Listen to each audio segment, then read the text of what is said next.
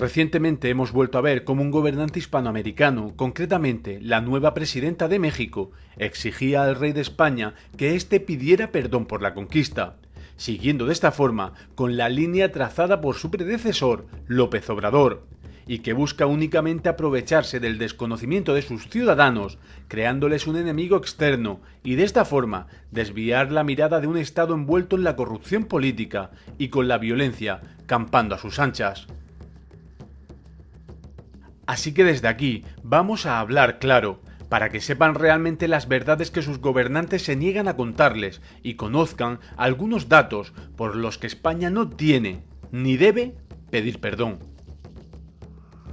Y como siempre que se habla de esto en redes sociales saltan con el tan manido tema del oro que les robó España, vamos a empezar por ahí. Desde que se produjo la conquista del territorio que hoy ocupa México hasta la actualidad, solo el 7% de ese metal corresponde a los 300 años del virreinato, del cual a la península solo se mandaba el conocido como quinto real, es decir, menos de un 20% habría salido del territorio rumbo a Europa. El resto se quedaba en el virreinato para mantener infraestructuras, hospitales, universidades y el resto de servicios. Curiosamente se da la circunstancia que durante el gobierno de López Obrador, la empresa canadiense concesionaria de la extracción minera del México actual ha extraído más oro que los 300 años en los que México formó parte del imperio. El segundo tema no podía ser otro que el supuesto genocidio indígena. Decir esto es de lo más absurdo que cualquier persona con un mínimo de raciocinio puede mencionar. Solo hay que levantar la cabeza para ver que México es un país mestizo, pero por si a alguien le falla la vista, vamos a dar unos datos.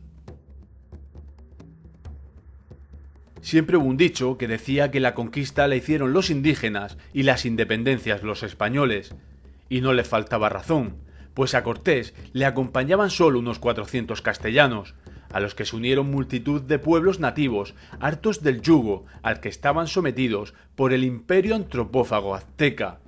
Así, miles de indígenas acompañaron a los españoles en la famosa conquista. El México actual es el resultado del mestizaje de esos pueblos originarios con los españoles venidos del viejo continente. Y esto es así, porque a diferencia de otras potencias, España reconoció los derechos de los habitantes del Nuevo Mundo a la propiedad, la tierra, la libertad, derechos recogidos por las leyes de Burgos de 1514, las leyes nuevas de 1542 y numerosas disposiciones que conforman de facto el antecesor de los derechos humanos. Por cierto, la conquista de Filipinas estuvo protagonizada por un gran número de tropas novohispanas, principalmente tlaxcaltecas. ¿Deberían ellos pedir perdón a los filipinos? Por cierto, hasta las familias nobles de los pueblos originarios fueron respetados, al punto que la descendencia del propio Moctezuma se convertirían en nobles españoles, con figuras tan destacadas entre su descendencia como el duque de Ahumada, fundador de la Guardia Civil, y cuyos descendientes siguen hoy defendiendo la hispanidad. Hace unos días el propio primogénito de la estirpe lo hacía en las jornadas de Hispanidad Cartagena, organizadas por Eros de Cavite. Para terminar con el tema indigenista, un dato demoledor. En 1821, cuando se produce la independencia del virreinato de la Nueva España, el 60% de su población hablaba lenguas indígenas.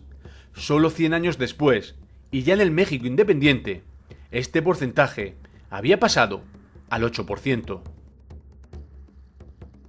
Otro de los clásicos argumentos es el somos pobres porque nos conquistaron los españoles. Bien, pues esta es otra falacia. El virreinato de la Nueva España era la región más rica del Imperio Español. Ciudad de México tenía un PIB superior al de las grandes capitales europeas, muy por encima de la España peninsular, la supuesta metrópoli. Esto sucedía incluso en los trabajos menos cualificados, siendo la renta del campesinado castellano muy inferior al de los novohispanos. El virreinato de la Nueva España era el epicentro del comercio mundial, ya que por su territorio discurrían las rutas que enlazaban Europa y América con Asia. España creó infraestructuras, escuelas, universidades y hospitales en el territorio de lo que hoy es México, vertebrando el gigante que era. Las desgracias del México actual empiezan con la independencia, partiendo del robo de la mitad de su territorio por su vecino del norte, al que por cierto ni le piden explicaciones, ni mucho menos perdones. Han pasado 200 años desde la independencia. Creer que la España actual tiene algo que ver con la situación del México actual es estar muy engañado, sean mexicanos o algunos españoles. Por último, me gustaría poneros unas palabras de Juan Miguel Zunzunegui. El historiador mexicano define en unos pocos segundos lo que es el México actual y por qué no se debe pedir perdón a este. Si España se disculpa por eso a lo que llamamos conquista, que además no hubo tal cosa, sería como si España se disculpara por el hecho de que México exista. Porque hay que entender una cosa, solo existe un México, este que somos hoy. Este México hispanohablante, mestizo, multicolor, folclórico, con raíces indígenas e hispanas. Y este único México que existe es el único México al que podemos amar y el único al que podemos sacar adelante. Y este único México que existe, único al que podemos amar, es resultado de que sí pasó todo lo que pasó. Es resultado de que sí llegó Hernán Cortés. Que se disculpen por eso sería como decir, me disculpo, México, por el hecho de que existas. Justo. Sería terrible que pidieran esa disculpa. Como veis, el México actual no es más que el resultado del mestizaje y pedir perdón a México supondría pedir perdón por México. Así que hermanos hispanoamericanos, despierten y unámonos para que nuestro futuro sea tan próspero como alguna vez lo fue nuestro pasado. ¡Viva la hispanidad!